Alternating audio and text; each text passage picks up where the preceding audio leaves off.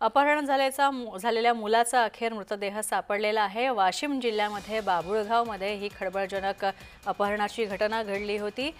अनिकेत सादुडे असं या मुलाचं नाव होतं। अनिकेतचं खरं तर अपहरण झालं होतं, मात्र आता त्याचा मृतदेह सापडलेला आहे आणि त्याच्यामुळे त्याचा मृत्यू नेमका कशाने झाला हे सांगता येत नाही। मात्र अनिकेतचं जेव्हा अपहरण झालं होतं तेव्हा त्याला सुटका करून घ्यायची असेल, त्याला सोडवायचं असेल तर त्यासाठी 60 लाखांची खंडणी सुद्धा अपहरणकर्त्यांनी मागितली होती। वाशिम जिल्ह्यातील बाबुळगावची घटना आपण पाहतोय। 14 वर्षांच्या अनिकेतचं अपहरण करण्यात आलं होतं। 12 मार्चला रात्री गावातून त्याचं अपहरण झालं आणि त्याची सुटका करायची असेल तर 60 लाख रुपयांची खंडणी सुद्धा मागण्यात आली होती अपहरणकर्त्यांच्या मार्फत। आणि त्यानंतर वाशिम जिल्हा पोलिसांनी त्याचा शोधासाठी रान एक केलं, सगळं रान पालथं घातलं, मात्र अखेर दुर्दैवानं अनिकेतचा मृत्यू झालेला आहे। त्याचा मृतदेह सापडलेला आहे।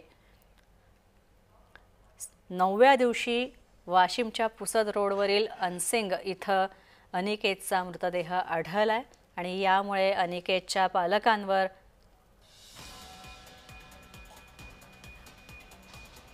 आता अनिकेतच्या पालकांवर दुःखाचा डोंगर कोसळलेला आहे।